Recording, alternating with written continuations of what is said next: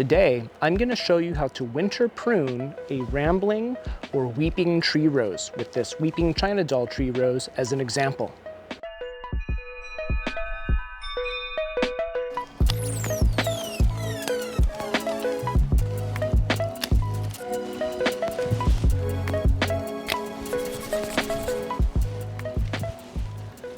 First, we're going to look for any dead, damaged, or diseased wood, and we're going to come in and we're going to trim that off first. Don't like to cut too much out of these weeping tree roses. It's better to leave them alone as much as possible. This is a pretty large piece of branch that appears to be dead. I'm going to cut it down at the end first, double check to make sure it's actually dead before I cut it back at the base.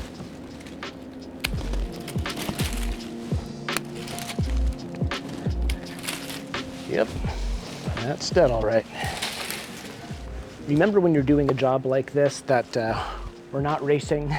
You can take your time, and as a matter of fact, if you can't get it all done in a single sitting, that's okay. You can always do part of the job in the morning, take a little break and come back later, or even come back another day.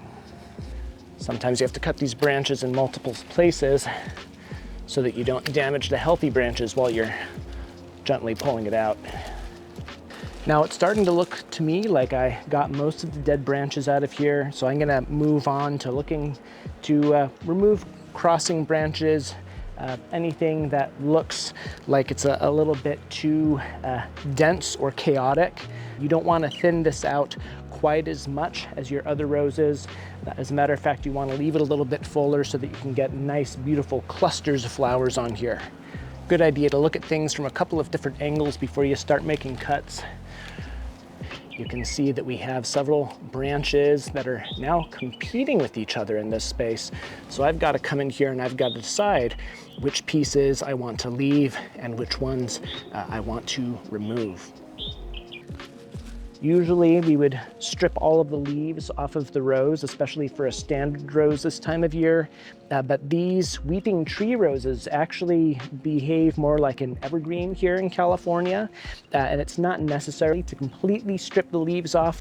If you're ever in here pruning a rose, you're thinking to yourself, I have no idea what I'm doing.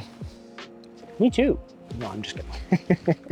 No, if you ever find yourself in a position where you feel like, gosh, I don't know what I'm doing, don't freak yourself out too much. Remember that you can always do a light pruning, and in a couple of weeks, couple of months, you can come back out and look and see how your plant is doing. And if you made some mistakes, you can learn from them. If you cut too much off, you can't put it back. If you cut off too little, then, well, it's not the end of the world. So you can always err on the side of caution. The dead branches and stems have been removed. For the most part, there's still a couple little bits and pieces of things from last year in here, but that's okay. Right now, I think I'm happy with the shape. I'm happy with the structure. It has opened up enough that I can see that there's going to be some good airflow through this plant, but it's not too thin. I think I'm going to leave this alone for now, and we're going to see how well this does into springtime. Thanks for watching.